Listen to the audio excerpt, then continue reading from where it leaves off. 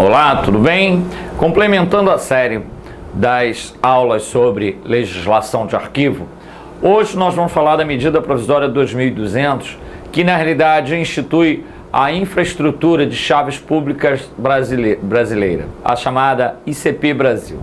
Na realidade, a medida provisória, ela mostra a garantia que se dá às pessoas ou às empresas, às instituições que vão implementar o processo de GED, ou seja, do gerenciamento eletrônico de documentos. E a partir do momento que se produz a parte documental, e essa parte documental para ter um valor legal, então esse documento terá que ter a chamada assinatura digital. Não confundir com material digitalizado e assinatura digital. Porque quando nós falamos em GED, o documento ele está única e exclusivamente produzido eletronicamente. O suporte dele é o suporte eletrônico.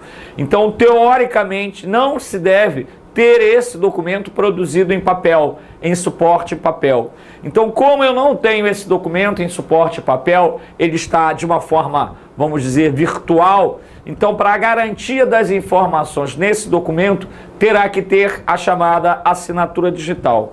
Então, a garantia legal que um documento produzido em GED, no suporte eletrônico, ele, para ter essa garantia legal, então ele tem que ter assinatura digital. E essa assinatura digital, ela está respaldada diante da medida 2200. Então nós vamos ver aqui como está estruturada essa medida provisória. Bom, então a medida provisória 2200, com o artigo 1º, diz o seguinte: fica instituída a infraestrutura das chaves públicas brasileira, a chamada ICP Brasil, para garantir a autenticidade, a integridade, a validade jurídica de documentos em forma eletrônica, das aplicações de suporte e das aplicações habilitadas que utilizem certificados digitais, bem como a realização de transações eletrônicas seguras. Então, meu caro aluno, esse artigo 1º, ele é fundamental e é exatamente ele que geralmente aparece em provas. Quando diz lá no artigo 1º, fica instituída a ICP Brasil para garantir a autenticidade, a integridade e a validade jurídica dos documentos em forma eletrônica. O artigo 2º diz: a ICP Brasil, cuja organização será definida em regulamento, será composta por uma autoridade gestora de políticas e pela cadeia de autoridades certificadoras composta por autoridade certificadora da raiz, AC, e pelas autoridades das certificadoras e também pelas autoridades de registro, as chamadas ARs.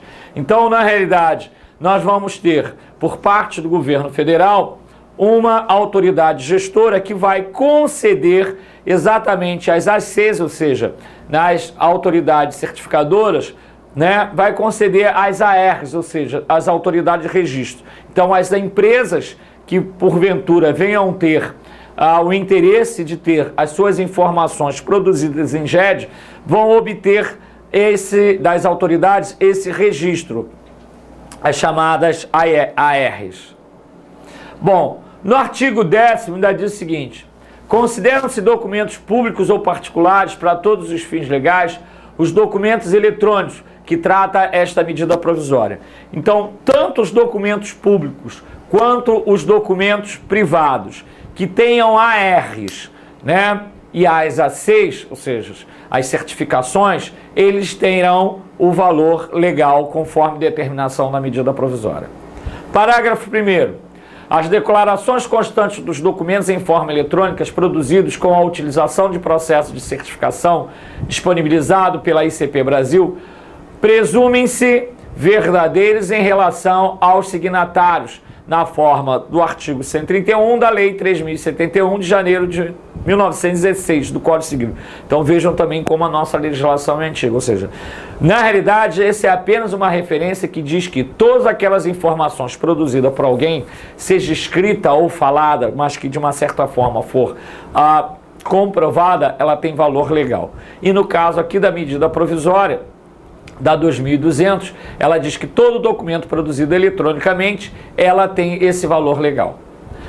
Parágrafo 2º. O disposto nesta medida provisória não obsta à utilização de outro meio de comprovação da autoria e integridade de documentos em forma eletrônica, inclusive os que utilizem certificados não emitidos pela ICP Brasil, desde que admitido pelas partes como válido ou aceito pela pessoa a quem for oposto ao documento.